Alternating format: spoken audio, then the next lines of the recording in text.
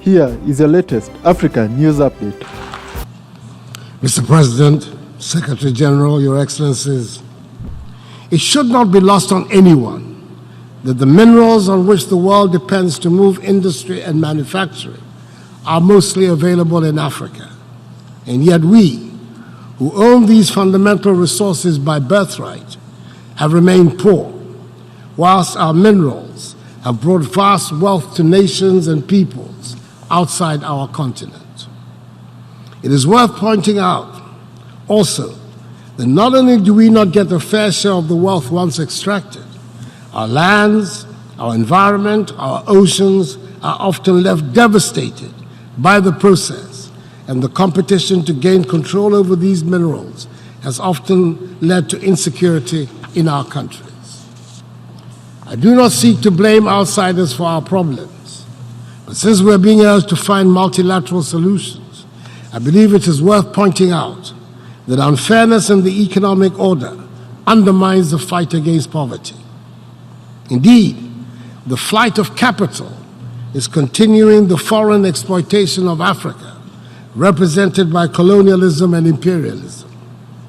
The report of the panel, chaired by the highly respected former South African President, Thabo Mbeki, on the illicit flow of funds from Africa, has raised the lid on what many had always suspected, but did not have the figures to support.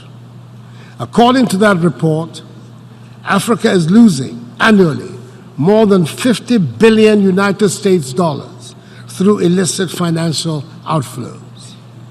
Collaboration is certainly needed amongst nations of the world to stop this rape of Africa.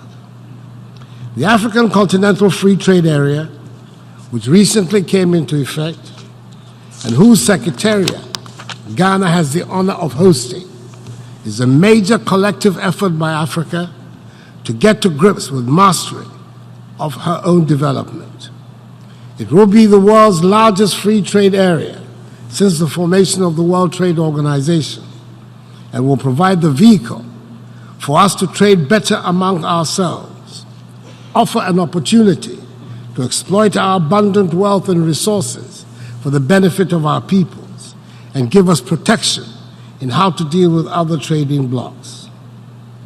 Mr. President, the fight to eradicate poverty is instinctively linked to quality education, the second part of the problems identified for special attention during this General Assembly meeting. Wherever quality education is available, there's usually prosperity.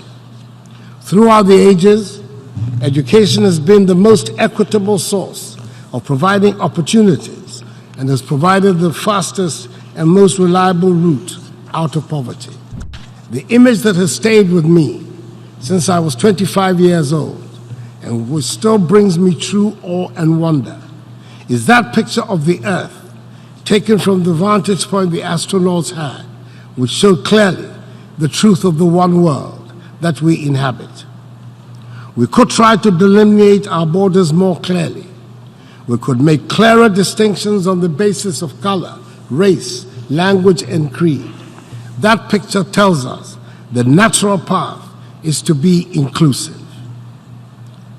This in no way is meant to paper over the many difficulties we have in our part of the world that we have to overcome, or to suggest that because some parts of the world are developed and prosperous, we can pretend all is well with us as well. In my part of the world, we do not argue over what constitutes poverty. We know it, we live with it, feel it, and it is a daily reality.